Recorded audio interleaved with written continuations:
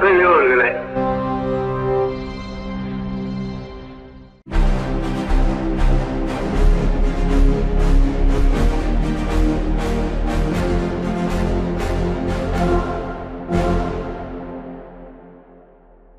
அனைவருக்கும் வணக்கம்.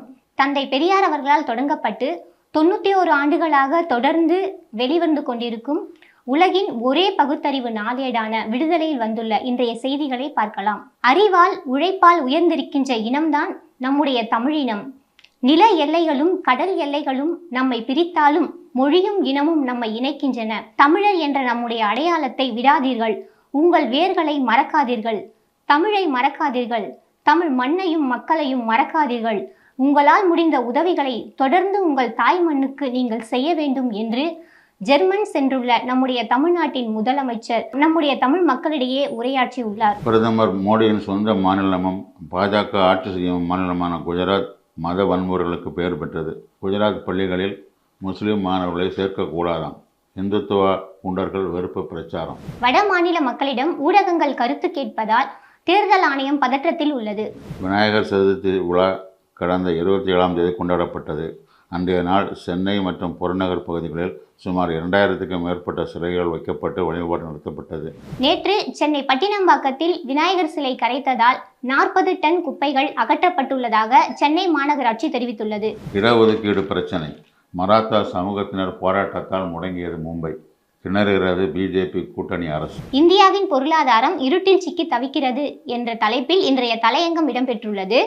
இந்தியாவிலிருந்து ஏற்றுமதியாகும் பொருள்கள் மீது அமெரிக்கா விதித்துள்ள 50 விழுக்காடு வரி இந்தியாவின் பொருளாதாரத்தை அதல பாதாளத்தில் தள்ளியுள்ளது. தமிழ்நாட்டின் முதலமைச்சர் 2 முறை ஒன்றிய அரசுக்கு கடிதம் எழுதியும் பிரதமர் அதை கண்டுகொள்ளாமல் ஊர்வலம் நடத்தி வருகிறார் என்ற தகவலும் பல்வேறு முக்கிய புள்ளி விவரங்களும் இதில் இடம்பெற்றுள்ளன. 5 மாநில தேர்தல் வருவதால் ஜிஎஸ்டி வரிகள் குறைப்பு. முன்னாள் ஒன்றிய நிதியமைச்சர் ப. சிதம்பரம் குற்றச்சாட்டு. பிஜேபி ஆளும் மாநிலத்தில் தலைக்கவசம் அணியாமல் பெட்ரோல் கிடையாது. சட்டம் பேசிய பங்க் ஊழியர் மீது துப்பாக்கிச்சூடு. அமெரிக்க நாடாளுமன்றத்தின் ஒப்புதலின்றி பல்வேறு நாடுகள் மீது அதிபர் டிரம்பின் உத்தரவுகள் சட்டவிரோதமானவை என்று மேல்முறையீட்டு நீதிமன்றம் தீர்ப்பளித்துள்ளது. பீகாரில் வாக்காளர் பட்டியல் முறைகேடு குறித்து அளிக்கப்பட்ட 89 லட்சம் புகார்களை தேர்தல் ஆணையம் நிராகரித்து விட்டதாக காங்கிரஸ் கட்சி பகிரங்க குற்றச்சாட்டு தெரிவித்துள்ளது.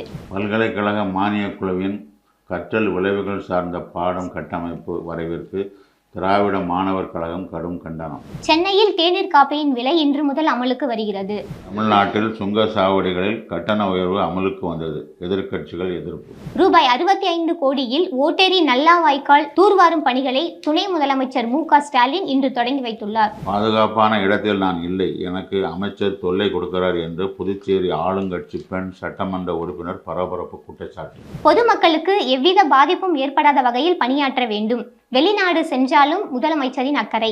அமெரிக்காவின் வரி விதிப்பு உயர்வால் தமிழ்நாட்டில் 4 துறைகளின் செயல்பாடுகளில் பாதிப்பு ஏற்பட வாய்ப்பு உள்ளதாக நிதித்துறை முதன்மை செயலர் உதயச்சந்திரன் தெரிவித்தார். திராவிட மாடல் அரசின் சாதனை. 48 லட்சம் டன் நெல் கொள்முதல் செய்யப்பட்டுள்ளது குறிப்பிடத்தக்கது. முன்னாள் குடியரசு துணைத் தலைவரின் பரிதாப நிலை.